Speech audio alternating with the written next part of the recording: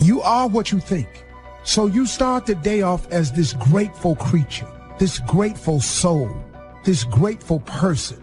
You start your day off as grateful, and it just spirals throughout your day, and it puts you in a great mood.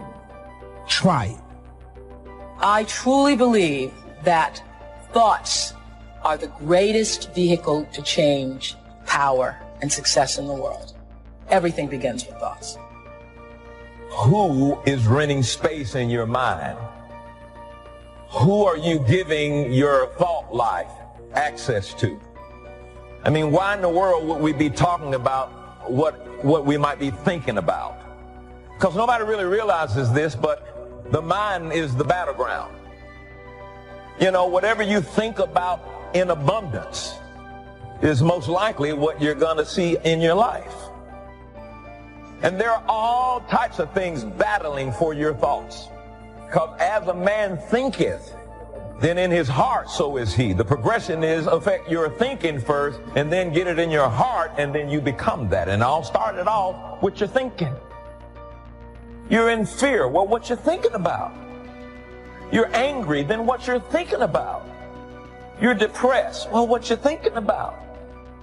Peace or worry can be a result of what you've been thinking about, what you've been giving your attention to, what you've been considering. It's hard to defend yourself when the murmuring of the voice of accusation is stronger on the inside than the voice of all the critics on the outside. Guilt is not just about what others are saying about you. It is what you are saying about yourself. It is the condemnation that comes upon you. It is the struggle that lives down inside of you that you say, what was I thinking?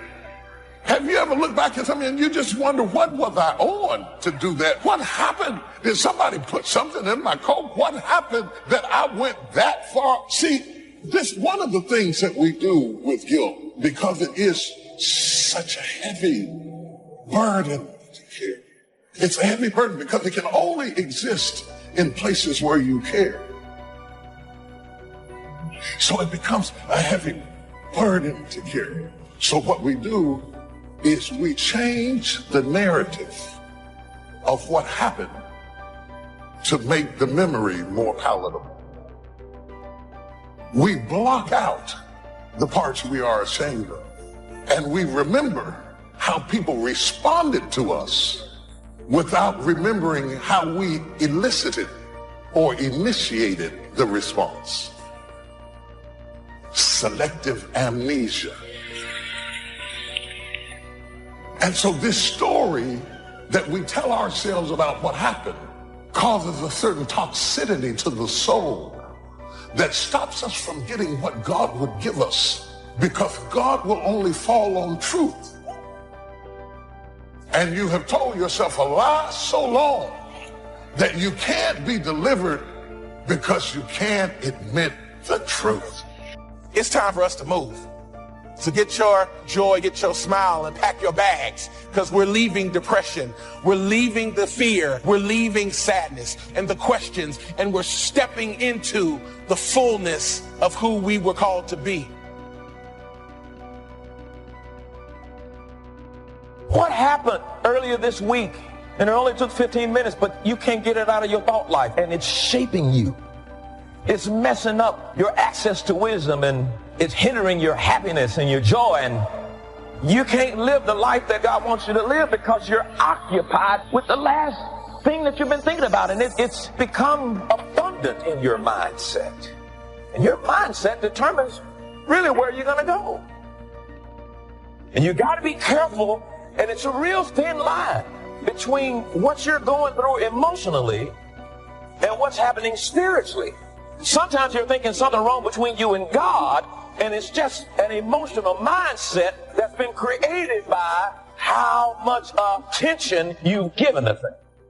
You're still making progress, but you might not feel like it because you've given attention to that other thing. You still heal, but you might not feel like it because you've given too much attention to the negative part. The one way to coach your mind from depression is with gratitude. Just start writing down everything you have to be grateful for. Whatever it is. Your health, you can walk, you have a car, may not be the one you want. I ate today, I have a place to live, I got a friend that I can call and share my troubles with. And just be real detailed with it. You would be stunned how long you'll be writing. Now let me tell you what happens. Gratitude erases all negativity because there's no room now for negativity. It's not a magic trick. Joy and depression cannot reside in the same space. Those two things cannot exist at the same time. Say thank you for grace. Thank you for mercy. Thank you for understanding. Thank you for parents. Thank you for wisdom. Thank you for kindness. Thank you for humility. Thank you for peace. Say thank you in advance for what's already yours. True desire in the heart for anything good is God's proof to you to indicate that it's yours already. Praise makes you strong. Praise keeps you moving forward. So often we think, I'll give God praise after the problem turns around. I'll thank God after business picks up, after I see the solution. So if you don't learn this principle to thank God in advance, you won't have the strength you need to wait for the promise.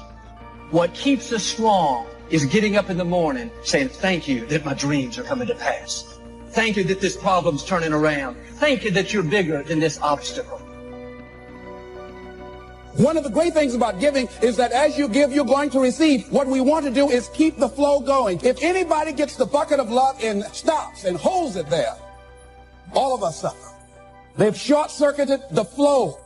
They've stopped what was going on, the energy that was going around. See, you are part of an equation, and you are needed. Part of why we should begin to look at how we give up our lives is that we got to begin to see what is it that I'm supposed to do? What is my life worth? And then give ourselves to that.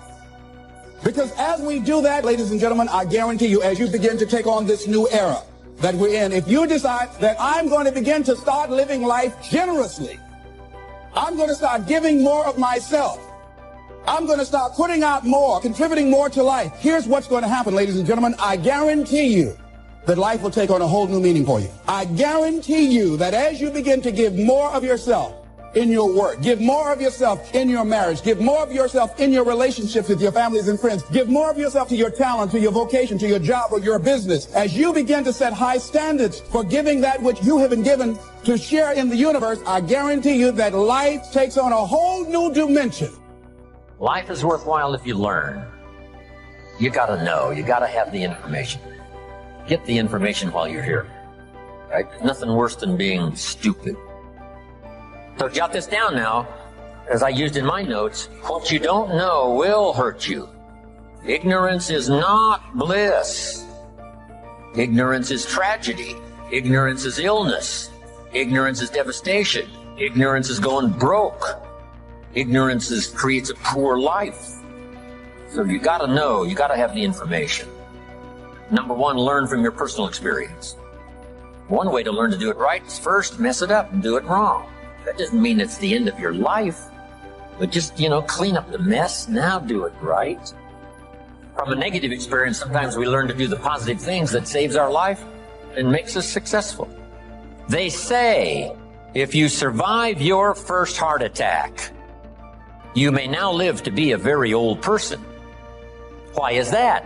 That first heart attack was a wake-up call.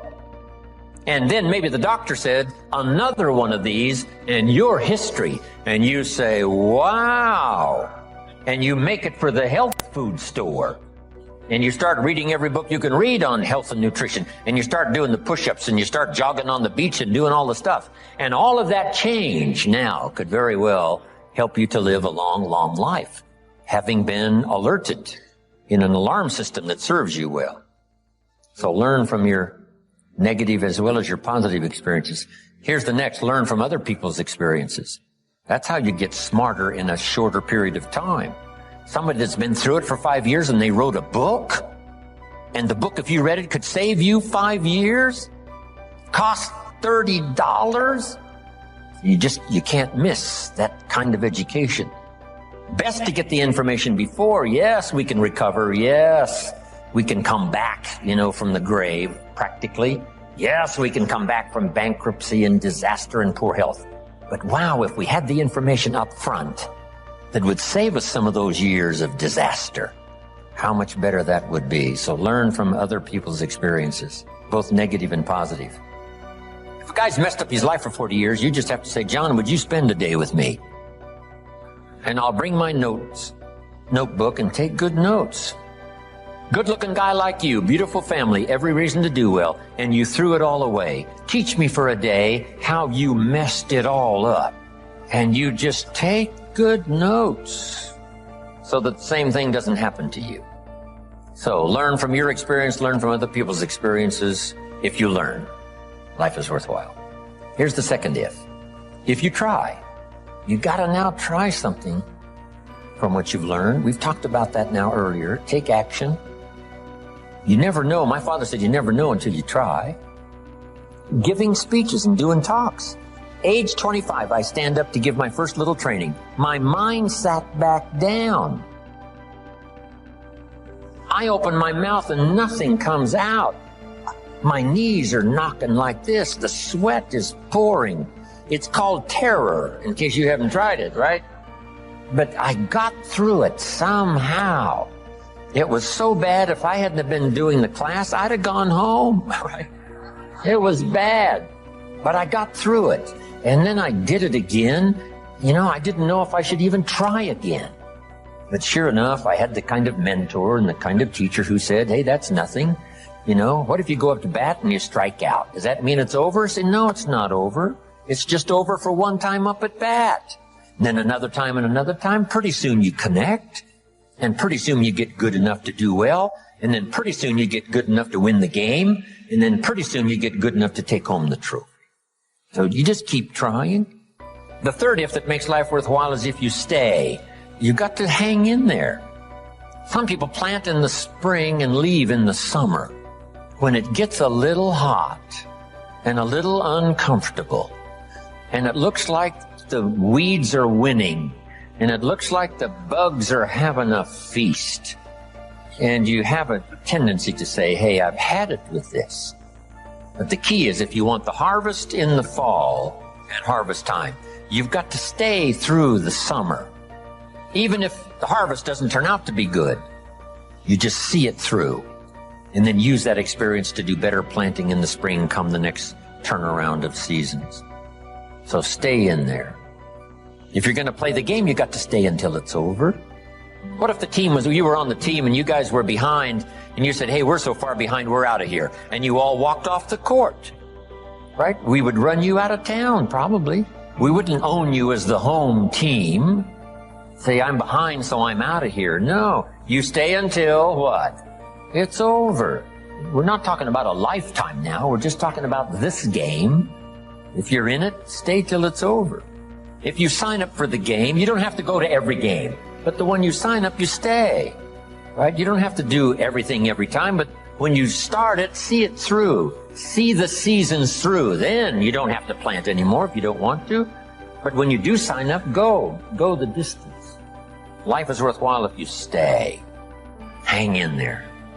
Next, life is worthwhile if you care. And for my little talk for the service clubs, here's how I wound it up. If you care at all, you'll get some results. If you care enough, you can get extraordinary results. If you just care at all, you get some. But if you really cultivate your caring character and care enough, you can have such extraordinary returns from productivity, activity, things you're doing underway. Have something good to say. Here's the next one. Now we must learn to say it well. Once you've got something, now you can't mumble, right? It's got to be clear, or no matter how good the message is that you've got to deliver, how good the instructions, how good the ideas, no matter how good they are, if you don't deliver them well, now the power is lost and the opportunity is lost. So number one is to have something good to say, and number two is to say it well. Here's what will help you to say it well. Make this list. Number one, sincerity. If a message is delivered with sincerity, see, that makes all the difference. If the speaker is sincere, if the father is sincere, if the mother is sincere, see, that's captivating for the children. If the friend is sincere, even covering a delicate subject for us, of some changes we probably should make. If they're sincere, see, we will give them room. Perhaps to get on our case if we know they're sincere, not just trying to criticize for criticizing's sake. If your sincerity, I'm telling you, that wins the day. Here's what can really be accomplished. Hopefully, like this weekend here, someone sincerely willing to speak and someone sincerely willing to listen. Now, in terms of lecture, book, seminar, and all the rest, we must come to this conclusion, because it's a wise conclusion, that sincerity is not a test of truth. In your study and evaluating everything, just make sure you have that in the back of your mind. Sincerity is not a test of truth. We must not make the mistake of saying, he must be right. He's so sincere. See, that might be a mistake. Why is that? Here's why. It's possible to be sincerely wrong. So sincerity is not a test of truth. Here's the only test of truth. Truth. Truth is the only test of truth, not sincerity. We hope someone will be both truthful and sincere, but we don't mistake sincerity for truth. Here's next. Repetition. To get better at something, you just have to go do it. Go do it. Accept every opportunity to go make a little talk if that's going to be your business. Get better at talking to your kids. Come up with more illustrations. Come up with more ideas. Read an extra book, how to communicate with teenagers. So you'll have something a little better to say. And then just practice it. Get good at it. Get better at it. Right? I was clumsy when I started. Now the words flow a little easier.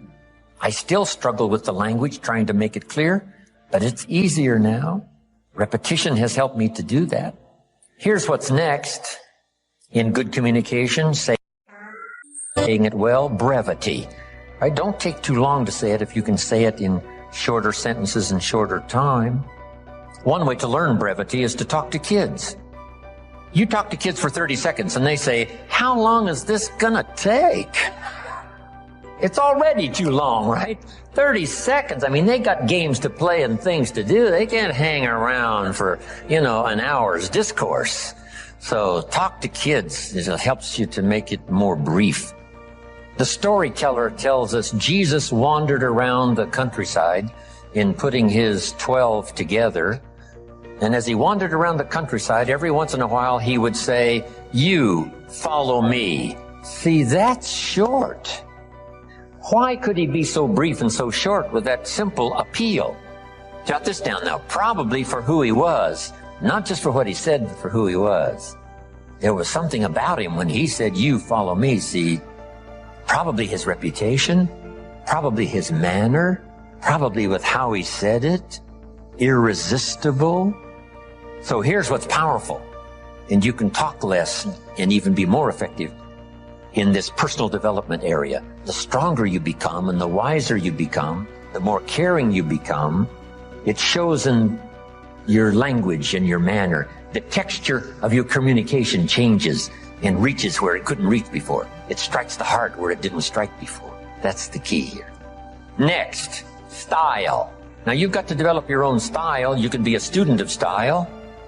There's about a dozen people that I know over the years that if you knew those dozen, you'd say, hey, a little bit of each of them appears in Jim Rohn's style, which is probably true.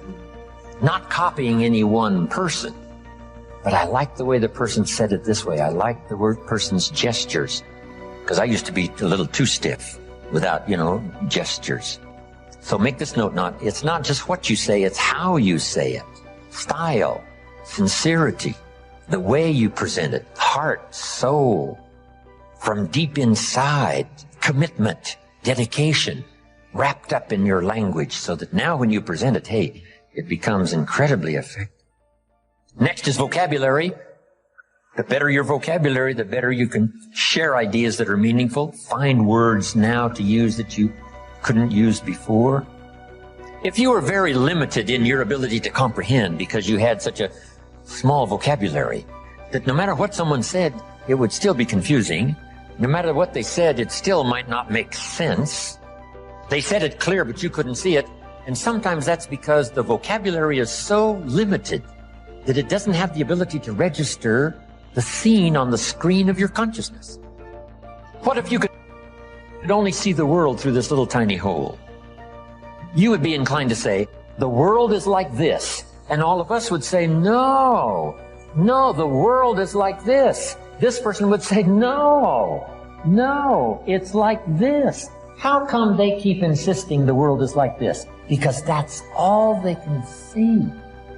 They're limited in the scope of their ability to widen their perception about life and what's going on and what's happening simply because they don't have the vocabulary to understand. So they started working on vocabulary, and immediately behavior started to change. Being able to see, being able to comprehend. Oh, now I see. Oh, now I understand the reason why. And as your education increases, that should be one of the major purposes for education, is to help you see things you couldn't see before. Comprehend what you couldn't comprehend before. See a future you couldn't see before. See beyond tomorrow you couldn't see before. See, that's a gift. Vocabulary. So keep working on your vocabulary. Now here's another reason. Only with our present vocabulary can we express what's going on in our head, what's going on in our heart. You can't express beyond your present vocabulary. What if it's very limited? Then your ability to express what you think, express how you feel, is limited. So by a very restricted vocabulary, if you can't understand very well, and if you can't express very well, then your world becomes very, very small.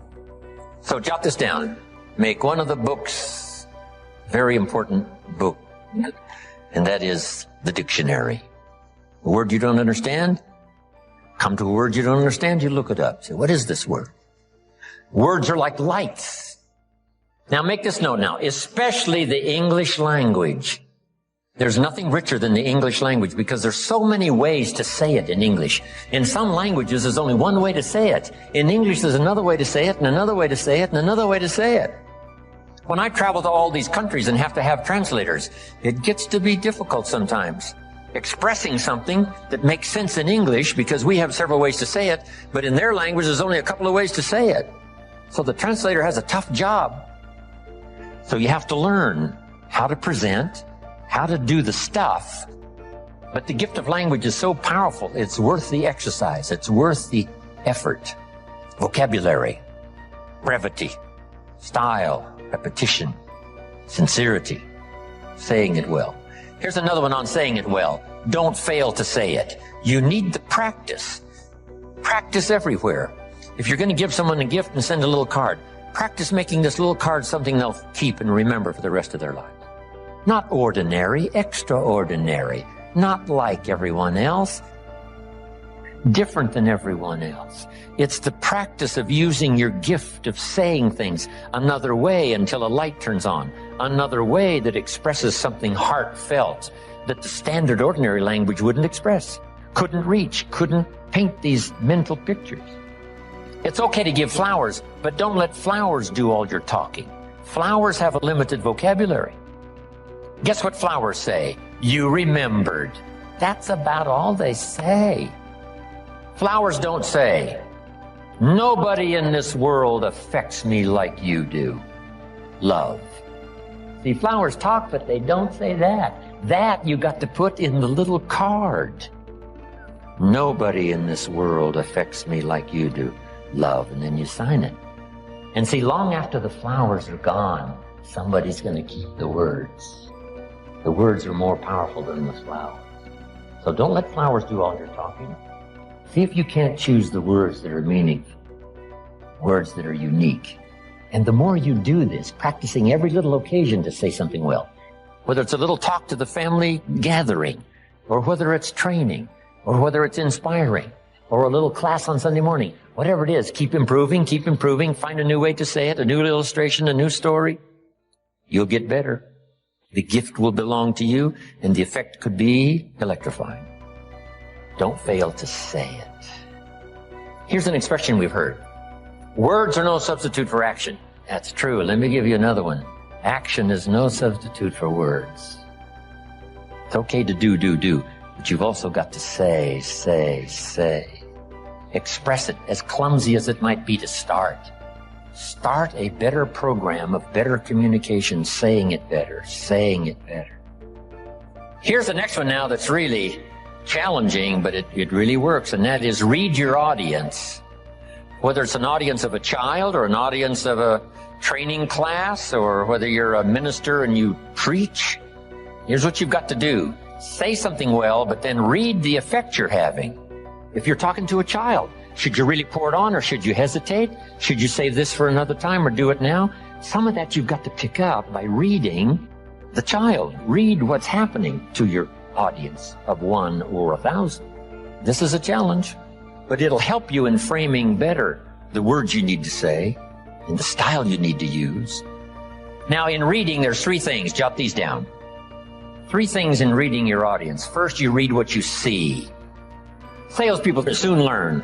If the customer's got his arms folded and his chin tucked down and he's frowning, this one ain't gonna be easy.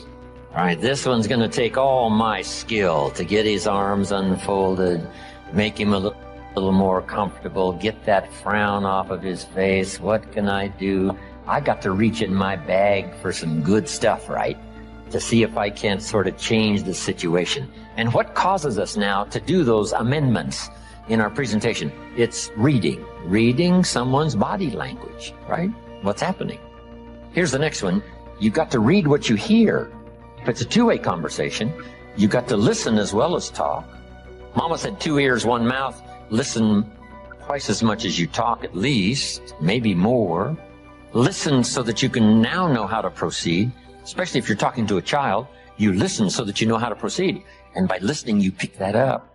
Here's the next one.